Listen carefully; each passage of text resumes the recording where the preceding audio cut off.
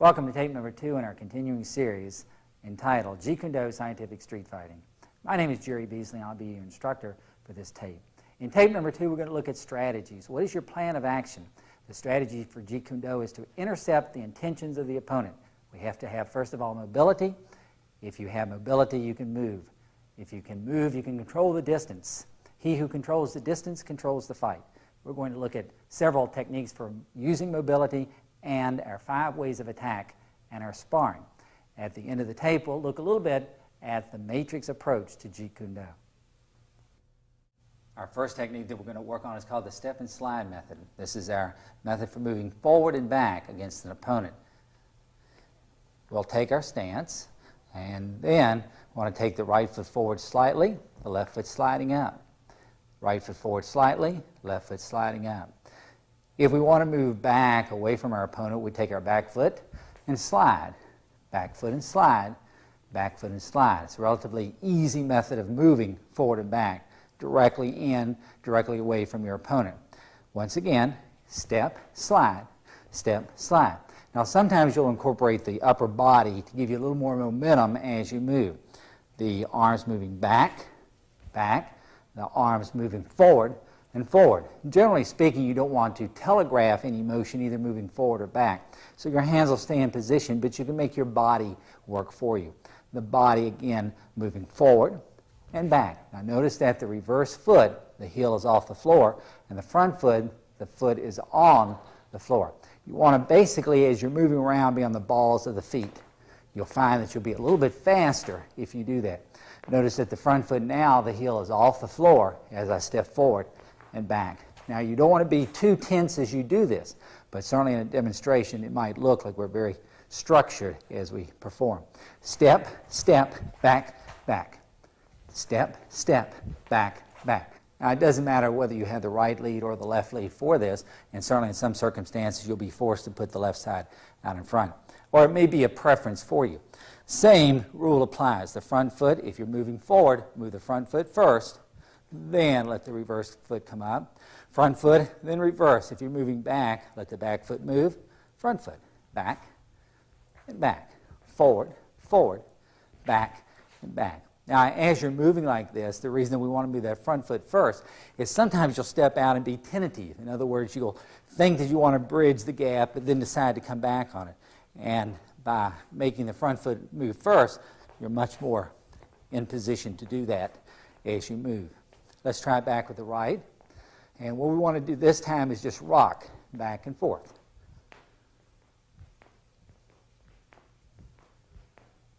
And you can hear kind of the cadence of the step. Step, step and slide. Step, step and slide. Now from this position I can move forward. Or I can start moving a little bit faster as I do the routine.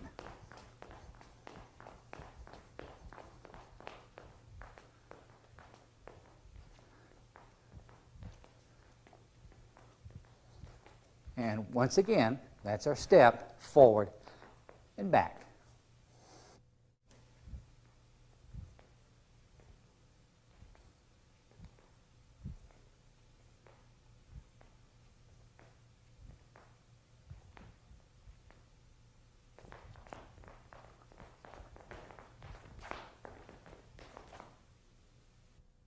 As you practice these techniques in a mirror or perhaps by yourself, you then want to take the next step and get a partner to come in. I'll be using Ian Marshall again today as my partner. Ian, if you'll just take a position there and you're a little too close, so let's have you move back first of all, or you can move forward. Okay, step forward and step back, and step forward and step back. Okay, now I want you to take your left toe and turn it a little more forward, because obviously if your feet are pointed forward, that's the direction that you're going. There are some stances that they use in various martial arts in which are a little more sideways. Now you can step sideways, but it's a little more difficult to do. This facilitates a fast movement forward and a fast movement back. Okay, now in that position, let's see if you can step forward and back, nice and light, that's it, and forward and back. And keep your knees bent, balls of the feet, forward and back. Now move back again. Okay, now 2 forward, 1, 2.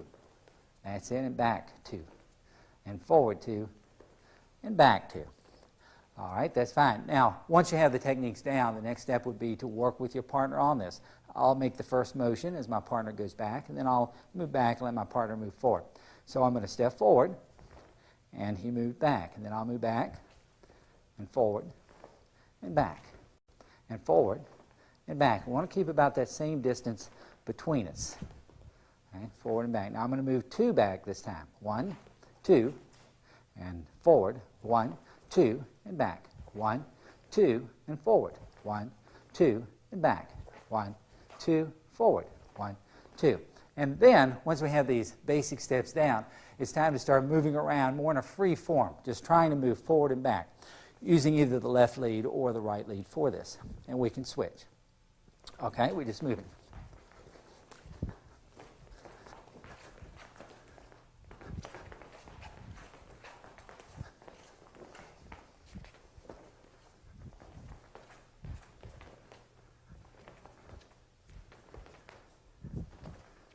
Okay, that's good. Next we'll look at the motion laterally, moving right and left. It usually takes many hours to perfect that step forward and back, and it's very important that you put it into actual sparring. This time, instead of the linear step forward and back, we're going to start moving laterally. Sometimes it'll be advantageous to move away from your opponent, and that's to the right and to the left. What we don't want to do is cross our legs. In other words, we don't want to move our back foot that crosses the leg and sets us up for a sweep or a counter or a leg immobilization. What we want to try to incorporate is keeping the feet in a position so that as we step, we're nice and smooth as that. We call that lateral stepping. If you're moving, once again, forward and back, anytime you move forward, move your front foot. Whether it's the right or the left, move your front foot. Anytime you're moving to your right, you should move your right foot first. It's a little step over and then follow up for reposition. Okay, so to move to the right, 1 like that, 1 like that, 1 like that. To move to the left, we'll move the left foot first. 1, 2, and 3. Anytime we're moving to the right, we're going to move our right foot. Anytime we're moving to the left, we're going to move our left foot. And you can incorporate this in the same motion as the forward and back techniques. Let's first of all move to the right, to the left, to the right, to the left. Okay? Now, if I switch over and place my left foot in front, it's the exact same principle. If I'm moving to my left, I'll move my left foot first. If I'm moving to my right, I'm going to move my right foot first. Left, left foot, right, right foot.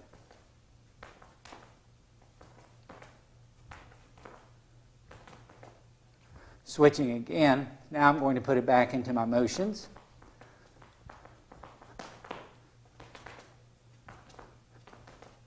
Forward, right, forward and back, just putting the techniques together. To the right, to the left, forward, to the right, back, left, forward.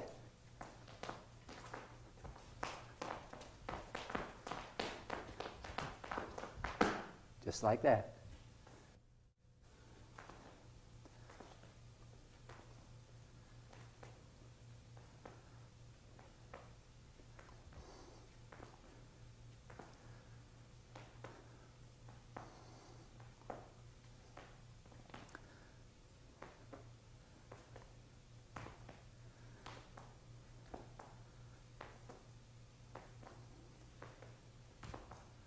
Full speed.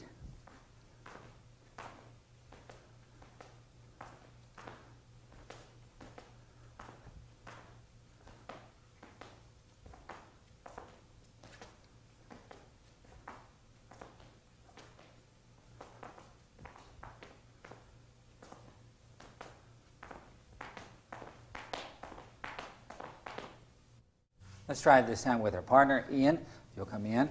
Let me see you just do the stance first of all. Okay, if you're moving to your right, move your right foot first. That's it. If you're moving to the left, left foot, to the right, and to the left. Okay, now let's try 2 to the right. 1 and 2. And to the left, 1 and 2. Now take your first step to the right and hold that. Now notice at this position, the feet are wider apart and they're open for attack. So it's extremely important that you compensate by pulling the left foot back as fast as possible. Now, we'll try the techniques together. As I move to the right, of course, he'll move to the left. As I move to the left, he'll move his right foot first. So he has to compensate for the fact that we're on opposite sides here. So 1, 2, and 3, and 4. And 1, 2, and 3, and 4. And 1, and 2, and 3, and 4. Like anything, it's easier to be the leader than the follower. We'll switch steps. This time we're going to move to my left first, moving my left foot first, which means that he'll have to move his right first. 1, 2, and to my right. 1, 2, and to my left. 1, 2, and to my right. 1, 2.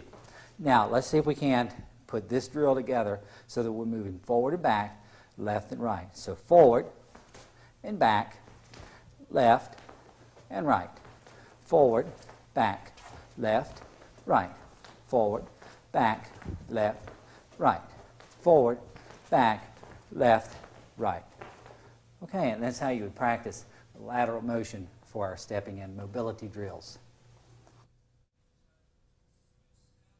In some arts, it's important to follow exactly the techniques. In Jeet Kune Do, contrary to that, we adapt to the situation.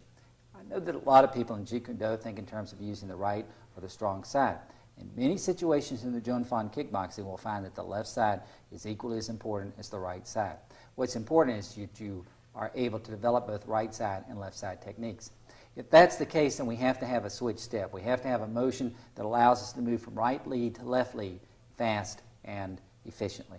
So what we're going to do is take the right foot. If we're going to switch positions, we take the right foot back, giving ground, giving space, and that space we're going to use quickly as we step over. And so if the front foot is brought back and takes the position of the rear foot then turns quickly around. The reverse foot heel goes off the floor. We step back and across, back and across, back and across, back and across. Now, as you get more advanced, you'll find that there's an extra step in here. You'll step back, position, step back. Now watch my left foot, position. I'll pull this foot back, the front foot back, then I'll place my front foot forward and then reposition my back foot. So I get actually a third or broken rhythm there, a third step. 1, 2. Now this is the beginner step, step, step, step, step, step, step, step. The advance is the step, step, step, step, step, step, step, step, step, step, step, step. Once again, in the first stages, as I pick this up, the switch step, I want to just move my front foot back and reverse foot forward like this. And as I get a little better, I'll find that I want to reposition my back foot. So I want to pull and reposition.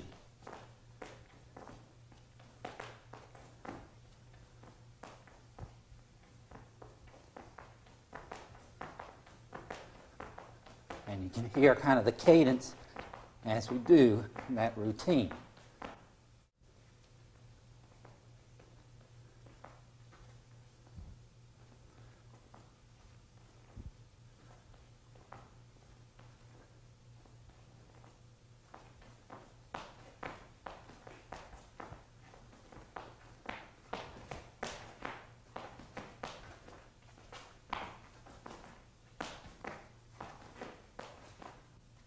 The end result of these mobility exercises is to be able to adapt them for self-defense. And certainly the best way to do that is to get a partner and start moving back and forth in a hands-on positioning. Ian, if you'll come in and let's try these techniques. Now to switch step, you want to move your front foot back out of the way and then switch. And now your front foot back, reverse foot forward. That's it. And forward and back and forward and back. Now, what will happen, Ian, you just stay there for a second, is that in some cases, I'll be in a position, perhaps he'll have a right lead, I'll have a left lead. And what I want to do is switch position, okay, fast and efficient, so that now I can move in and use another technique. In this case, what I wanted to do, I found that I was on unmatched sides here, and I really didn't have my hook kick available to me. So I want to switch position so that now I can throw my hook kick or my forward or lead hand type of technique. So the switch step facilitates that quick little motion back and forth like that. And sometimes we can do it together. Ready, switch, and switch, and switch, and switch. And that's how we complete the switch step for the Jun Fan kickboxing. This next mobility exercise will allow us to move in an angular fashion outside of the opponent's perimeters, outside of their zone. We do it in the following manner. If we want to move to the right, if your opponent is straight on, instead of moving straight in or straight back or laterally, which puts you still at an opening to your opponent, we're going to try to move 45 degrees away from the opponent. We do that by taking the forward foot and stepping out 45 degrees. Immediately we can switch the step or the direction to put us back at the opposite 45 degrees. Let's look at that. This time we move back and over 45 degrees. This allows us to strike with any type of a punch or kicking type of technique, or we can reposition the kick in that direction. If we want to move in the opposite position, we simply pull back and across. Pull back and over, back and across. And we can put this in our switch step, and then again we're ready to position at 45 degrees. This is very similar to the switch step, except that instead of stepping straight back and forward, I'm stepping back and 45 degrees, stepping back and 45 degrees, stepping back and forward in the switch step, and this time I'm going to step 45 degrees over to avoid a confrontation with my opponent and to put me in a superior position to attack my opponent's weakness.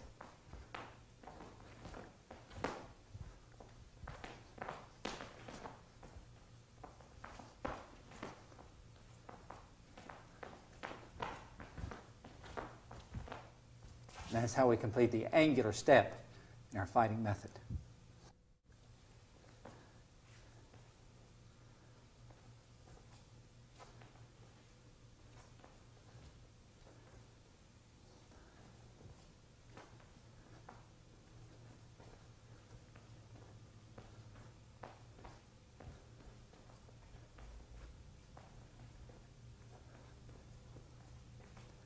Full speed.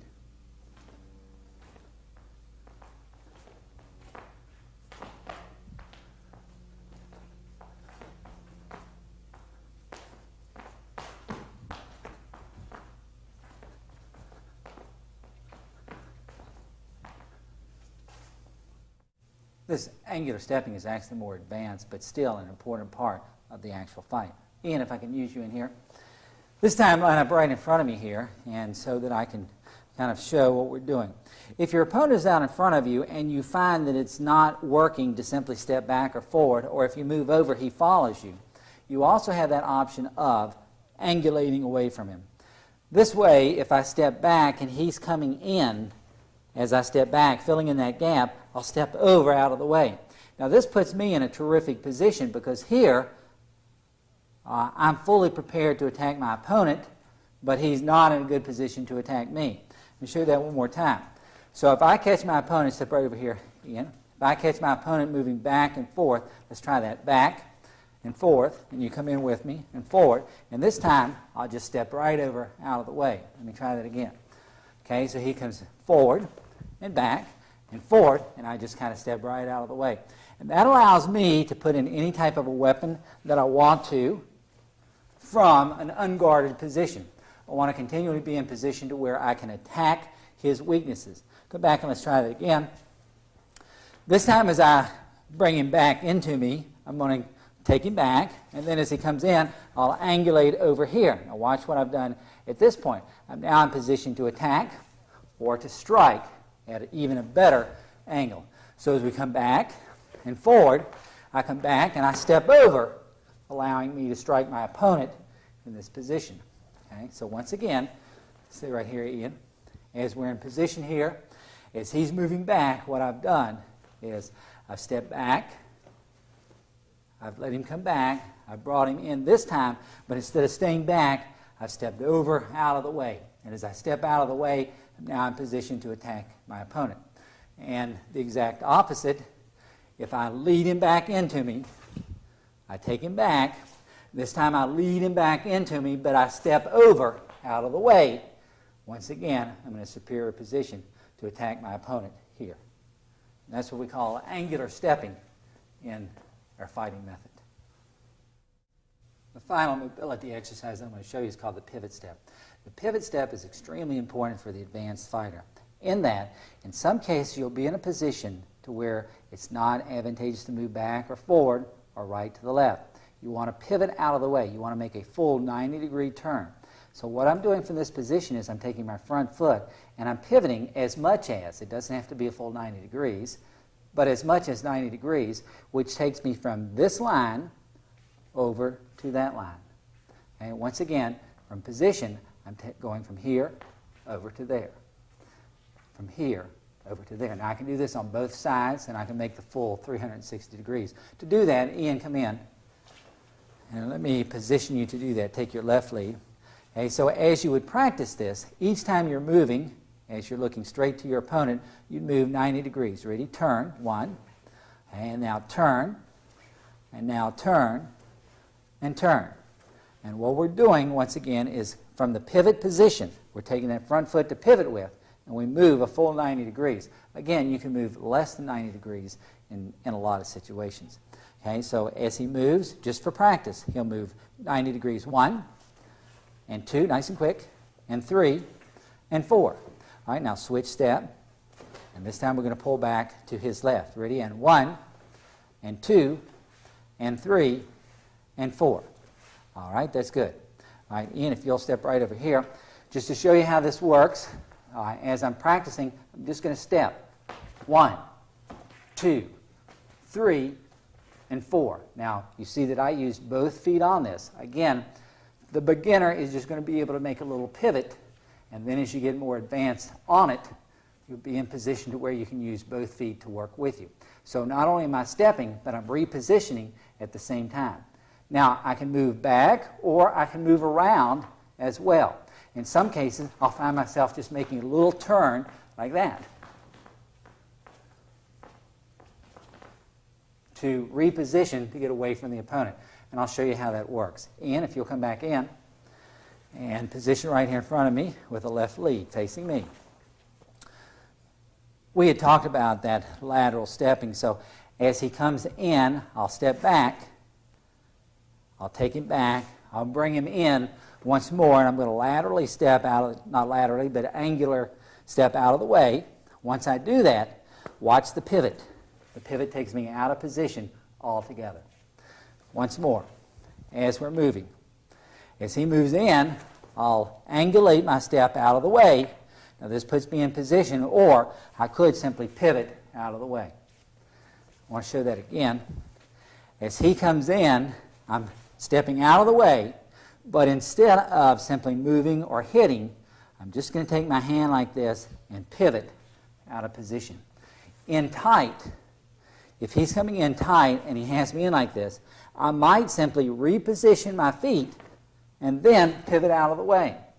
And that puts me in a terrific position to counter my opponent's advances. Once more, as he's coming in, I'll step, putting my palm right here against his elbow, I'll pivot out of the way. Okay? And that goes from, Ian, step right over here for a second. All I did was I stepped back, 45 out, and now pivot around. Okay? I step back, 45 out, and pivot around. When we get to the actual sparring, you'll see how we incorporate all of these techniques.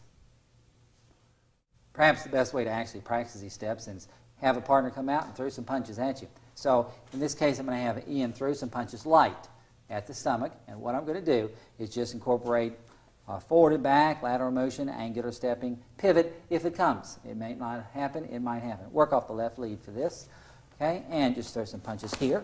And you can see I'm already angulating out of the way, and there's a pivot, okay, and here I'm moving forward and back.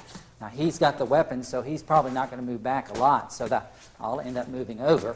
But you can see I'm circling, okay, and if he comes in, there's an angular step out, and now I'm back on this position. Now I'm back across, and all I did was switch and take myself back as we do that.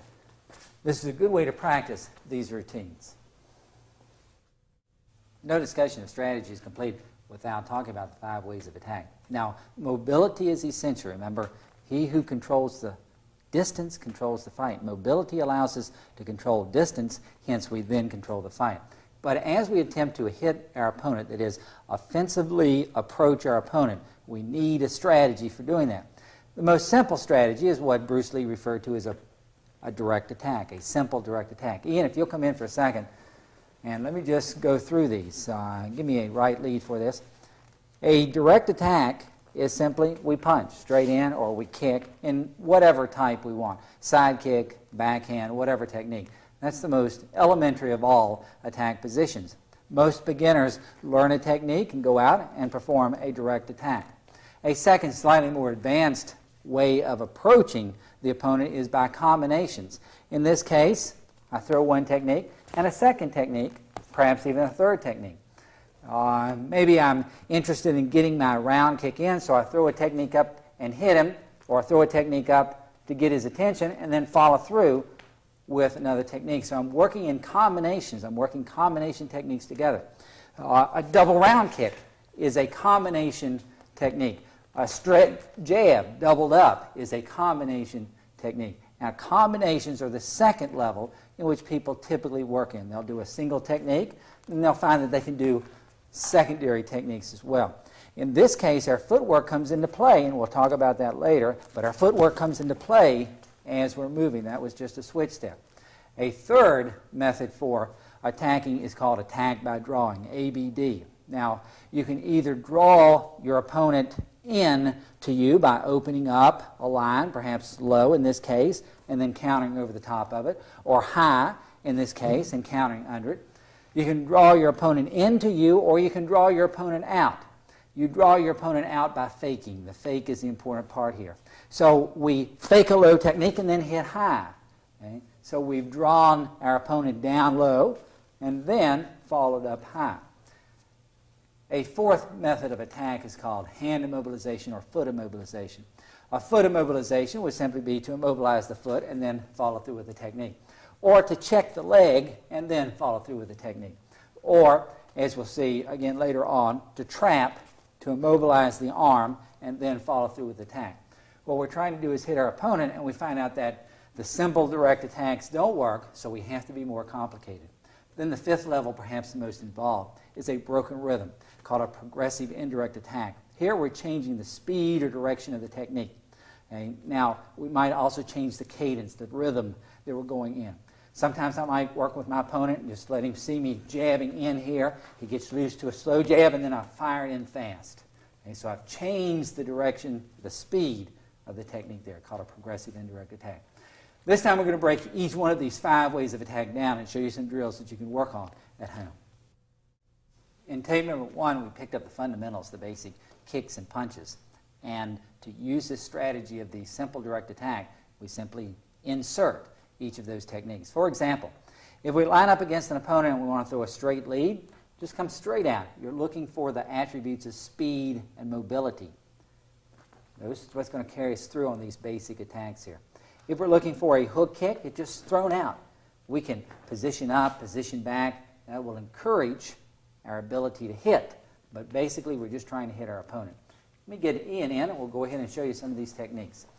And we'll start with the straight lead hand. The straight lead hand is used typically, if he has a right lead, I have a right lead, I want to go straight out at my opponent. So as we move around here, I'm just going to throw a couple. Now, he's not actually throwing techniques. I'm just going to show you how it's done. But as we move around here, we get position. I just throw one low and throw one high. Low and high. The straight punch just kind of goes straight out like that. The second technique that we worked on was called the cross. The cross simply comes from the reverse side. Now, typically, you would not want to throw a cross without sitting up a straight lead. But in this case, since I know he's not going to hit me, I'll just demonstrate that it comes straight out in a cross. The next technique that we looked at was the back fist. As we're moving back and forth with our partner, I just get position and strike. Now, I can increase the effectiveness of this technique by adding a few variations. This technique is thrown straight out to increase the deceptiveness for a direct attack. I can make it non-telegraphic and independent, use the concept of independent motion. Okay, so as I'm moving out, I'm using the weapon first here. Okay, it becomes independent of the rest of the body as we move. So here's my back fist, and I want to throw it. and I just hit out like that. Okay? And again, these are all direct attacks. The hook works the same way as I move in, as does the uppercut. Now, an uppercut would not be the type of technique that I would throw as a direct attack, typically. Okay? But here is the techniques thrown. If we're sparring, just direct attacks. We move it around, and notice that I'm just throwing direct attacks. Okay? Now, if I'm very fast, very powerful, it might be that these techniques will work for me. Just throwing direct attacks. There's the side kick. There's the inverted hook kick. There's the oblique kick to try to hurt the knee. Straight punch back. Straight punch low. I'm just using the direct attacks. Notice there's no combinations, not a whole lot of motion. I'm just moving with the techniques. And now, thanks, Ian. The problem, of course, with the direct attack is it's easy for your opponent to pick up on it, and then they're able to block or counter or move out of the way. So we need to go to a more sophisticated method of striking. Attack by combination is a slightly more advanced routine that we use in terms of fighting. Now, each fighter develops a series of combinations that they prefer. For example, you might find one person who likes to double up on the jab. That just seems to be their favorite combination. Another person might like a jab hook as their basic combination. Another person might like a front kick, get them down low, and then follow through with a reverse punch. Bruce Lee was well known for a combination called the straight blast, or in other martial arts we refer to it as the blitz, from the German word blitzkriegen, meaning total power. Use all of your forces to take the person down. In doing that, we place one hand out, and the next hand comes over the top like that. This is called the straight blast. I want to teach this first. We start with a right lead. We follow with the left hand. Now notice that the hands go straight in front like that. Some people kind of punch at an angle like this, and that's all right. And some people punch more straight, and that works too. Okay, but as we do it, we just take our fighting position. We'll punch 1, 2, 3. Now we're going to try those 3 punches moving forward. 1, 2, 3. We're just going to use that footwork that we went over at the beginning, using this combination that we're going to call the straight blast. So we're in fighting position. 1, 2, 3. Now notice that as I step forward with the right foot, I do my first straight lead. My left punch comes in as I'm sliding up, and then I follow with my third punch on my step. So once again, I'll throw 1, 2, 3. Okay, let's try that again. Here we go. 1, 2, 3. And once more, 1, 2, 3. This combination works very efficiently. In some cases, we might want to incorporate a switch step on this and then follow through. So what that does is change the direction. So we step and follow through. Step and follow through. And step and follow through. Now I'm going to show you that combination with Ian. Ian, if you'll come in just for a second, I'll go ahead and put on these gloves. And as we're performing these techniques, I want to make just a little bit of light contact toward the head for this. Now, again, we tried the direct attack first of all. That would be just one technique. When we found that that didn't work very well, the direct attack, then we want to go in combinations. We want to overpower our opponent using the blitz. That's to overpower the opponent with too many punches so they really can't follow through. Now watch what happens. Come this way, Ian, just a little. Okay, the first method was to step 1, 2, 3. Let's try that one. As we're just kind of standing here, and Ian, I want you to step back if you need to. Okay, 1, 2, 3, like that. Here we go again. 1, 2, 3 on the straight blast. 1, 2, 3 on the blast, and 1, 2, 3 on the blast. The second method that I showed you was to switch the steps. Now what that does is allows my opponent to feel comfortable that I'm not moving in. So I'm moving back and forth as we go there. As we step. As we step. As we step. So using that straight blast was a very popular combination of routines for Bruce Lee. Now in addition to this combination of straight punches, we can also put in other combinations. For example, a good combination is to double up on the hook, throwing it low, then throwing it high against the opponent. As we move around, I throw it low, high combination. Low, high combination. Another combination to use would be a jab and hook. On the jab, we draw the opponent up, so they have to cover out in front, and we hook around to the side. As we're moving, jab and hook the opponent. Come right back here, Ian. As we're moving, we jab and then hook the opponent over. Jab and hook the opponent over. If we start looking at some of the kicking techniques that we could use, I'll start out with just a front kick. Okay, and in some cases I'll throw a front kick and a second front kick. Okay, so a front kick, second front kick. These are combinations that I would use. Front kick, second front kick. In this case, I'm going to throw a reverse front kick. Maybe I have the distance there, so I'll throw a reverse front kick followed by a round kick, or what we usually refer to as a hook kick. Okay, front kick, hook kick. We're moving around. I'll throw a front kick, hook kick. And once more, front kick, hook kick. One of the basic combinations used by a lot of fighters is to double up on the hook kick. So we simply throw it out double, like that. Sometimes they'll throw it out and just continue to hit with the hook kick. Seems to be a very effective combination. Another combination that a lot of people like to use is the back fist, side kick. Okay, so as you're moving, we throw a back fist, and as the person moves back, a side kick.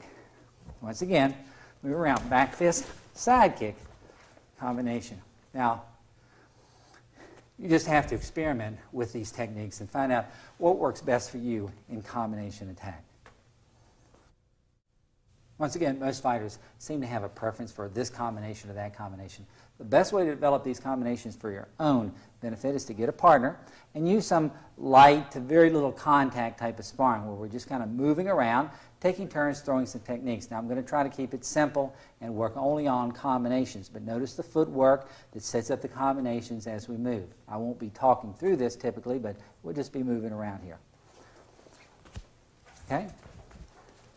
And I'm going to start off, obviously, with a kick because I see that opening there. Now, we're actually doing direct attacks at this time.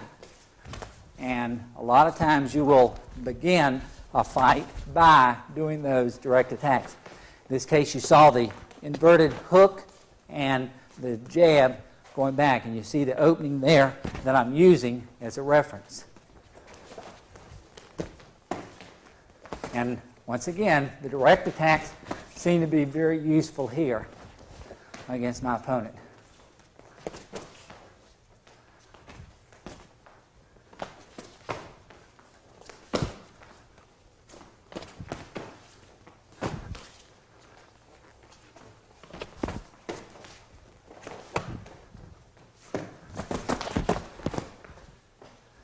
That was just a blitz to overwhelm the opponent throwing combinations. It doesn't have to be a combination of two. It can be a combination of 3 techniques, or 4, or 5.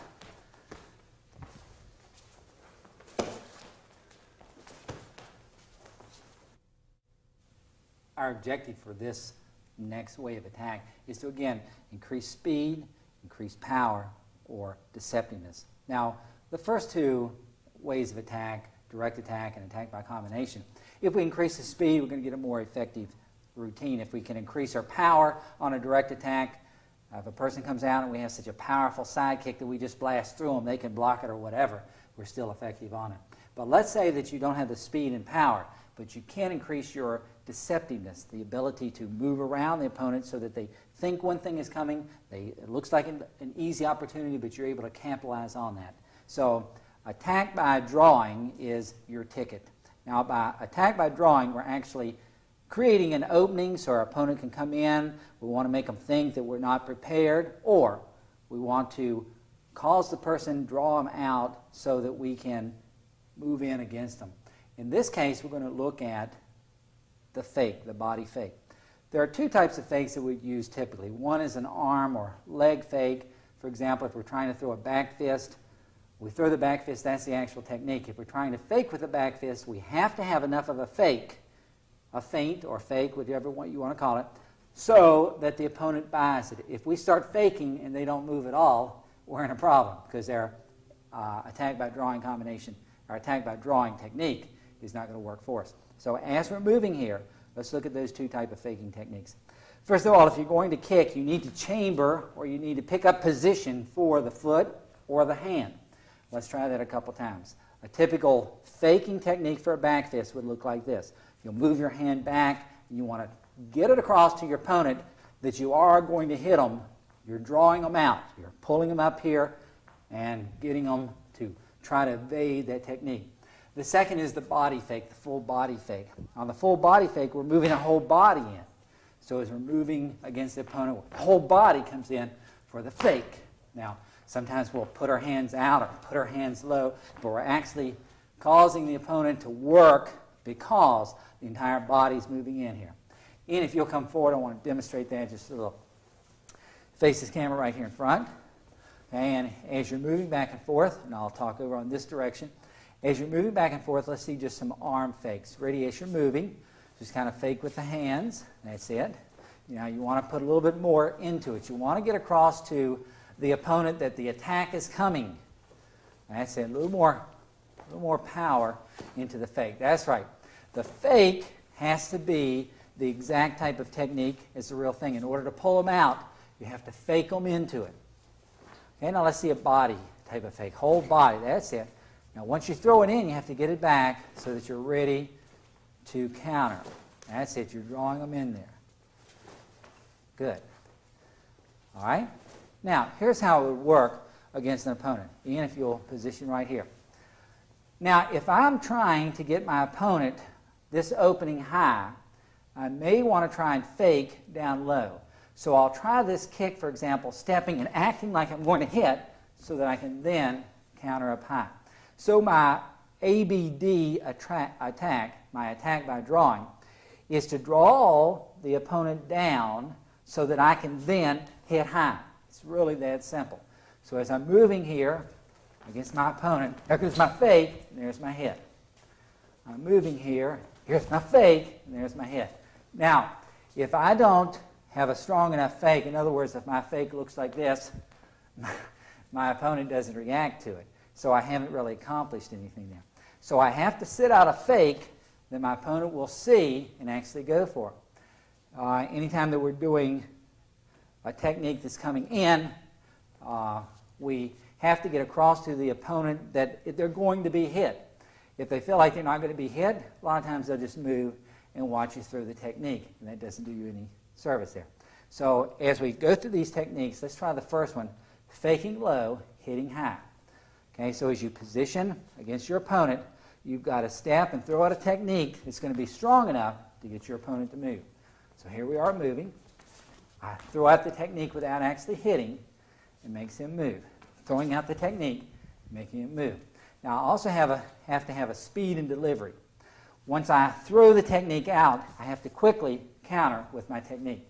So as we're moving, I can't afford to throw out my fake and get him to react and then not follow up. So I've got to step out, fake and hit quickly and efficiently. Fake and hit like that. Now once I get the fake down, I can fake up high and hit low. In this case, especially useful for self-defense, I'm just throwing my hand out, and this is incorporating the whole body. As I step out into him, and then hitting low. So as we're moving, I'm faking high and hitting low. And faking high and hitting low. And that's a good way to use the faking techniques to draw the person in.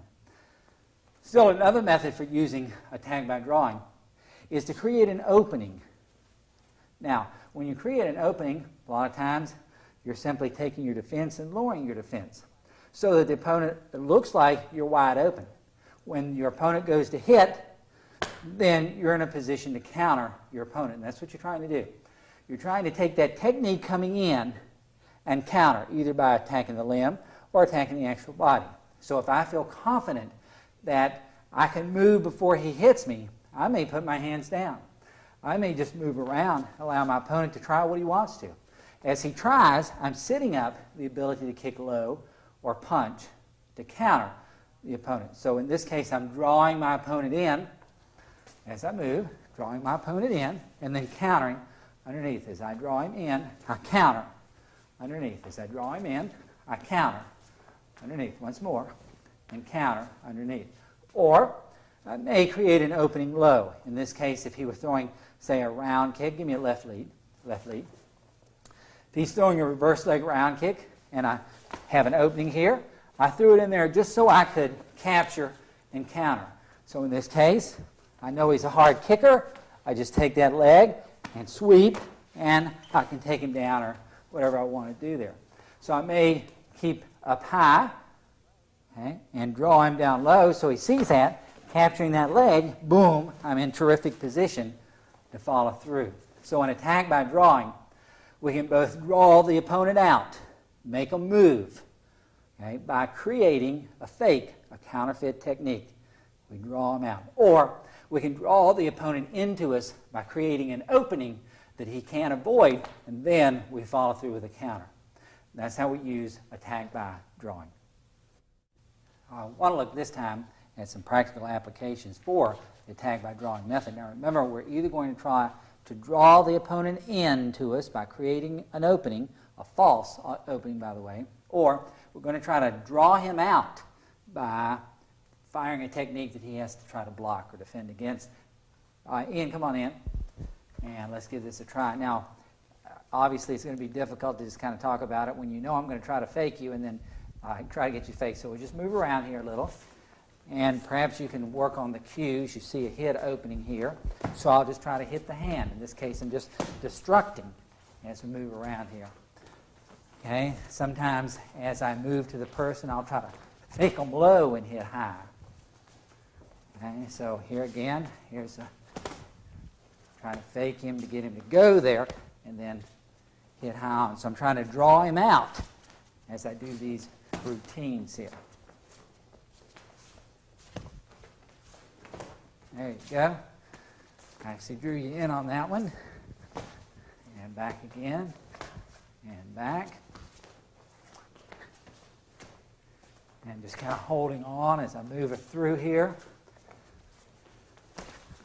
One of the techniques that I prefer is to draw the punch in and then attack the bicep as we go through this. And that's a very effective technique to stop the opponent.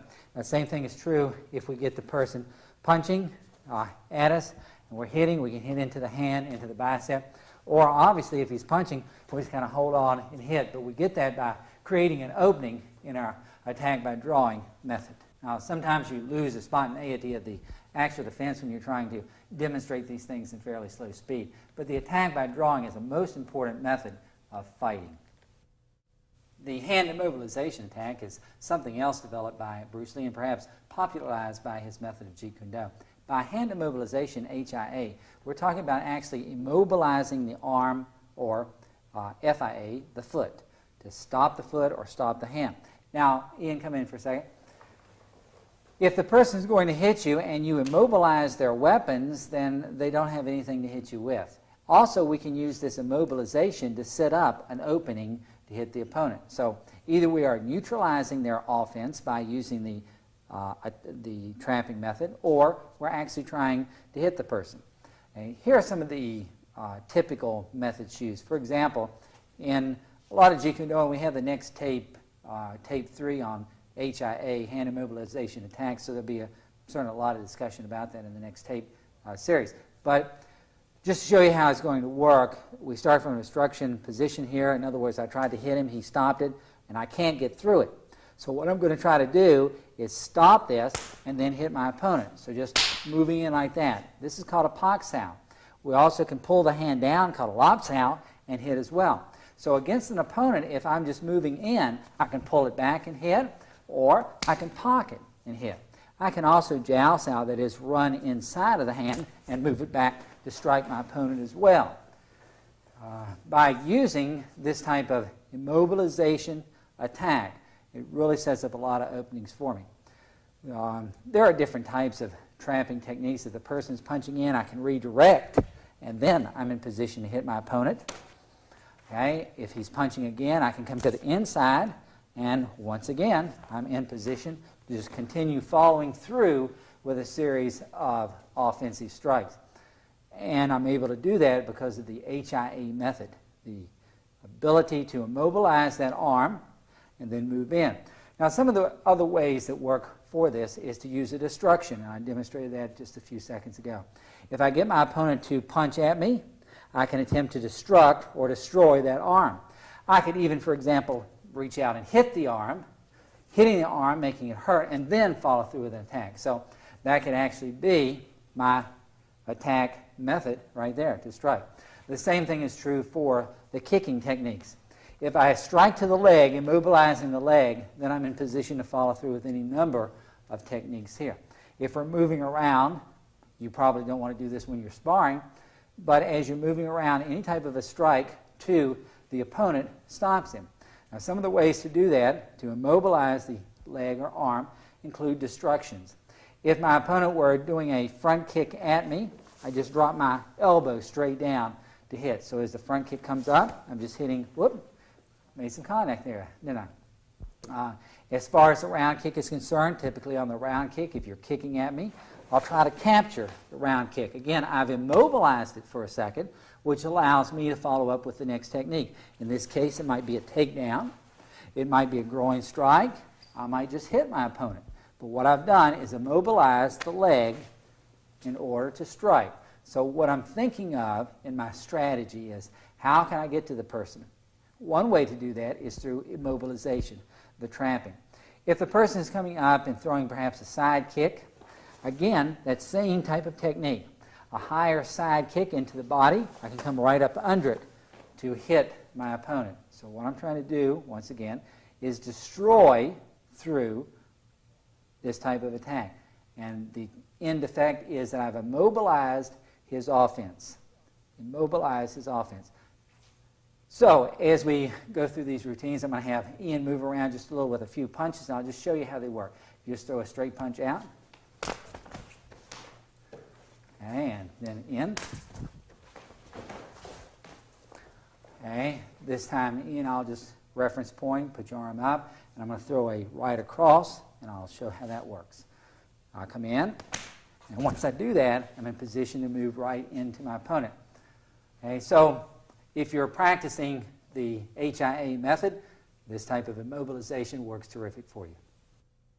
In the progressive indirect, we try to have a change-up in either speed or direction. Now, what we mean by that is assuming that a punch is coming in at full speed, well, it's easy for an opponent to kind of react to that. In other words, he sees it and he gets used to it.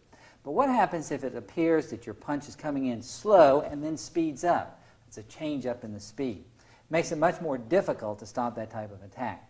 So what we're going to work on is getting these techniques down to where we're changing up the speed of the technique.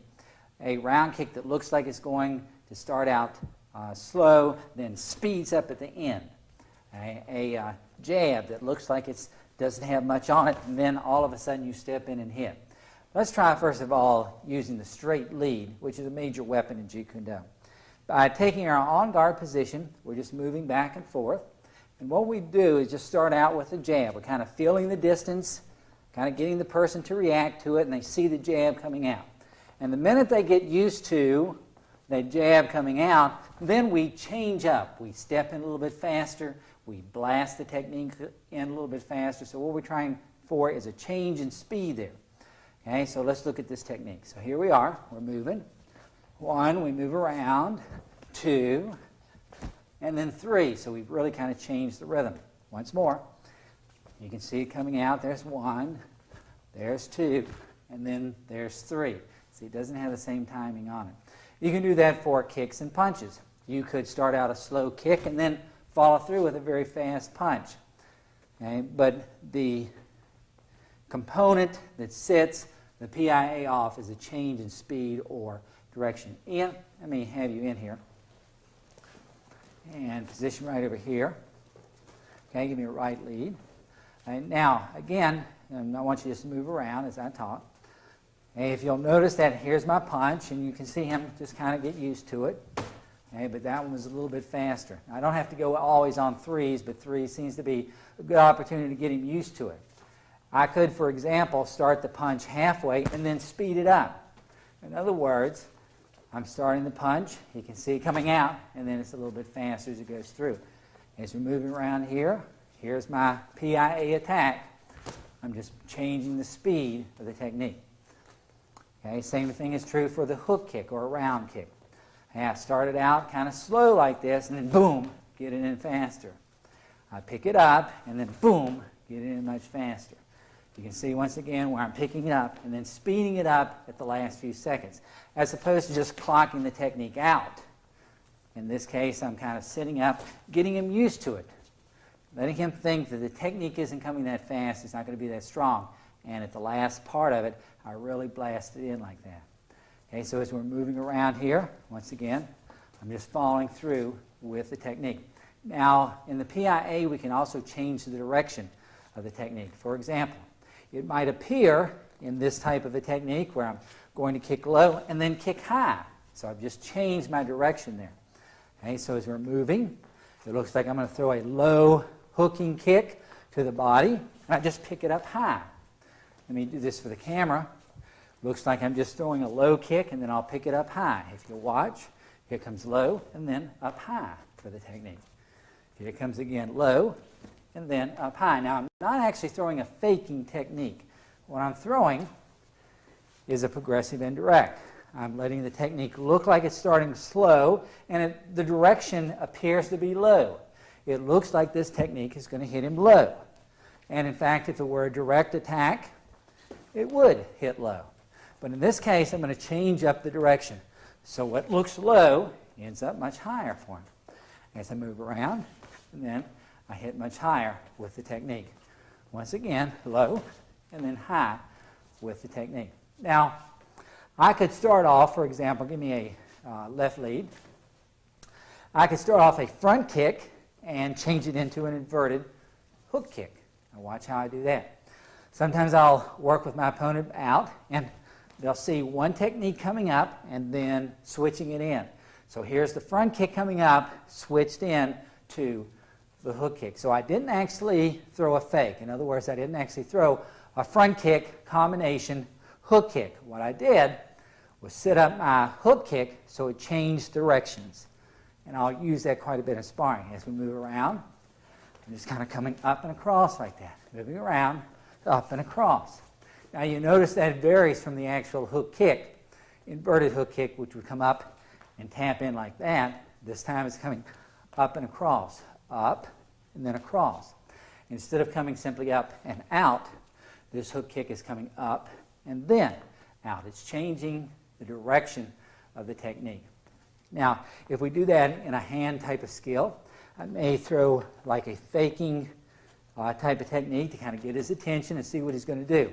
Now watch, I'm going to change up the direction of the punch. This time I'm going to take my jab and change it into a hook, just like that. It looks like I'm going low with it, but then I change up the direction of the technique. Low to high.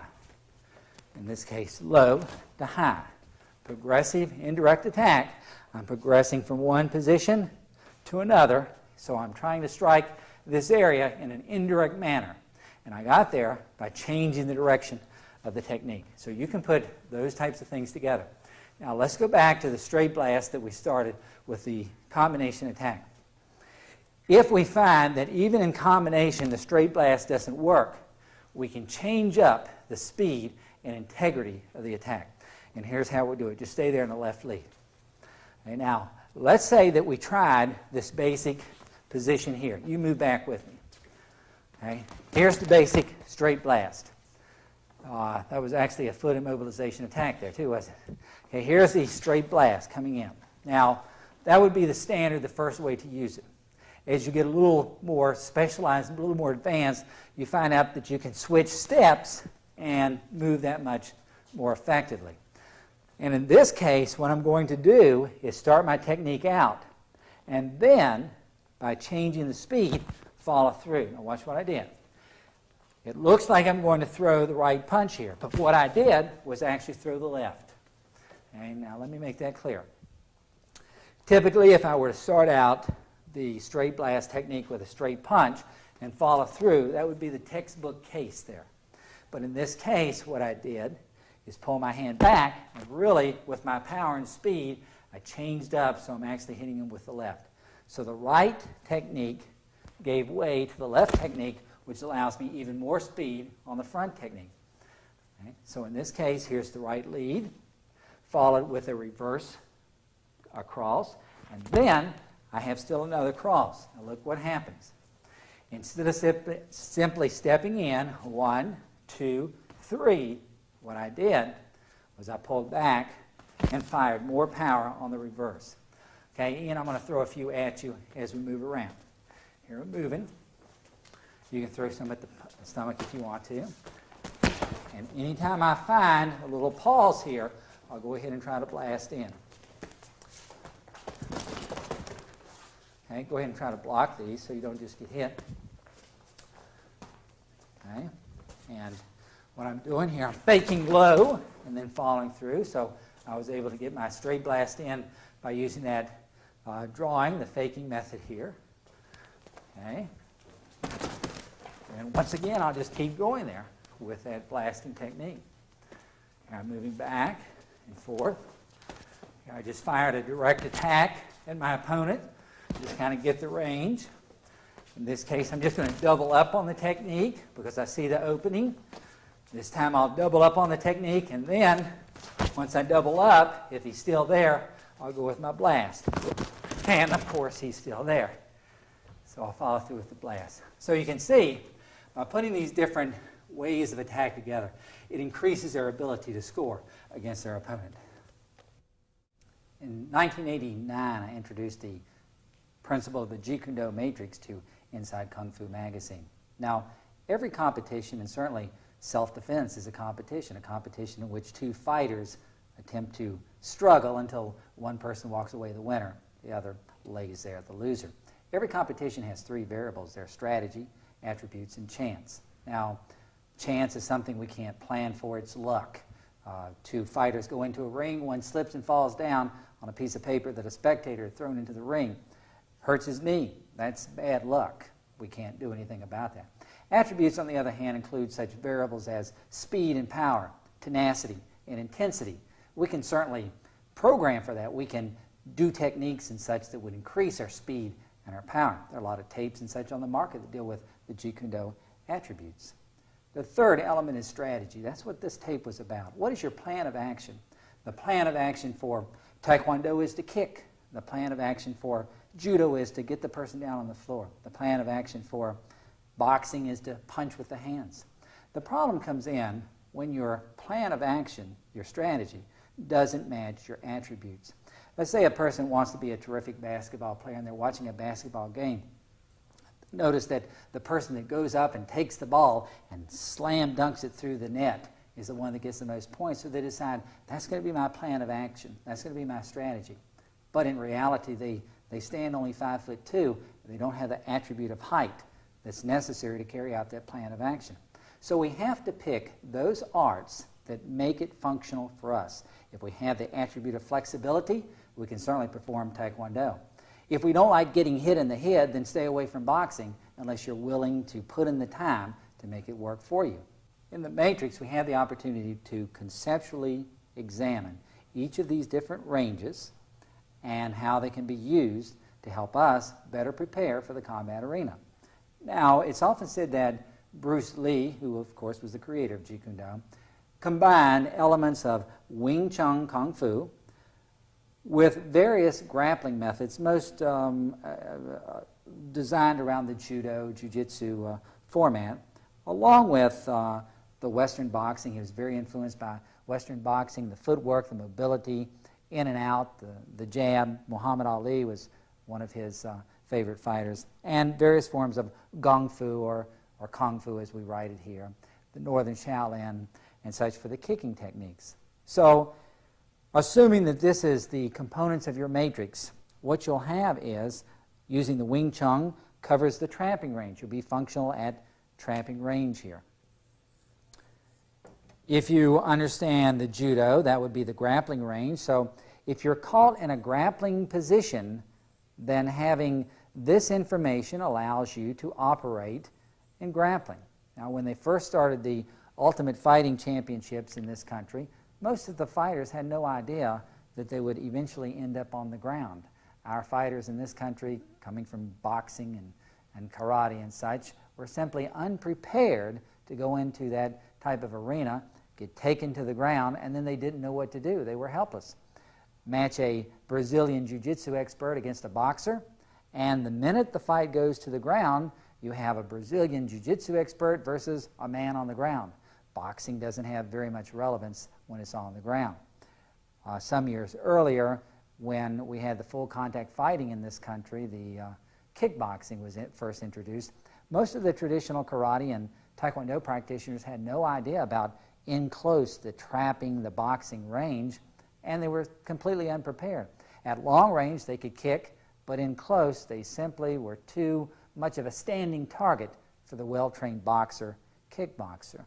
So we have to have each of these elements in our matrix in order to be effective at self-defense. The next art was the boxing. Now, boxing is perhaps the best art available for punching range. The boxers literally make millions and millions of dollars. So they can pick any art and hire the services of any master in order to teach them to do the best punching techniques possible. And certainly they're able to do that through the boxing. And then finally, the Kung Fu we're going to put at long range, realizing that there are various methods of Kung Fu that stress in close or ground fighting and various pressure points and such. But Kung Fu, like a karate, we're going to put at long range. For this reason, the fighter now has success at grappling range if he's matched on the floor, at trapping range if it's in close, standing up, at punching range if it's a medium distance, and at long range if it's kicking. Now, your matrix may be very different from Bruce Lee's or some other individual. For example, instead of Wing Chun at trapping, you may practice a Filipino martial art such as Kali, or you may use the Okinawan Goju that has a lot of the trapping techniques in it. Instead of judo, you may go to the Brazilian Jiu-Jitsu or basic wrestling. There are quite a few wrestlers that are becoming very effective in terms of combat usage. Boxing, it would be hard to beat boxing, but any type of a punching technique that would give you that format would be functional for you. And then, of course, at long range, Thai boxing, karate, taekwondo would give you the kicking expertise that you need. Now, once again, there'll be individuals that would say, my Thai boxing also works at punching range and trapping range, and we can even do some grappling from that. That's fine. But for most of us, each art represents an individual range. And remember, we said that for a lot of classical martial artists, their identity is recognized in their limitations. They're limited at kicking range. They're limited at punching range or trapping or grappling. Now, once we get into reality fighting, once we put on the gloves and we throw away all of the kata and the cultural norms that exist in a classical martial art, we find out that we actually only have 3 ranges. Those ranges include kickboxing range. When you're standing up at a distance or even a medium distance, you're basically kickboxing.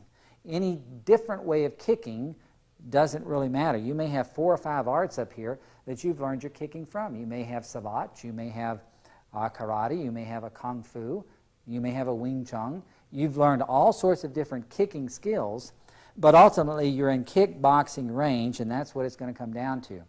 When you're in close, you may have learned a lot of different trapping skills, a lot of different boxing skills, elbows, knees, and such, but ultimately, when you throw out all the descriptions and the limitations, you're going to be in a combination of trapping and boxing range. Trapping means to grapple with the hands, to immobilize and grapple with the hands. So you are combining the boxing, the in-close boxing, with the trapping techniques, hence the word trap boxing. And then, if you go to the ground and you're basically a stand-up fighter, you want to go into a mounted position and attempt to get the opponent to submit through punching. So we sometimes call that submission boxing on the ground.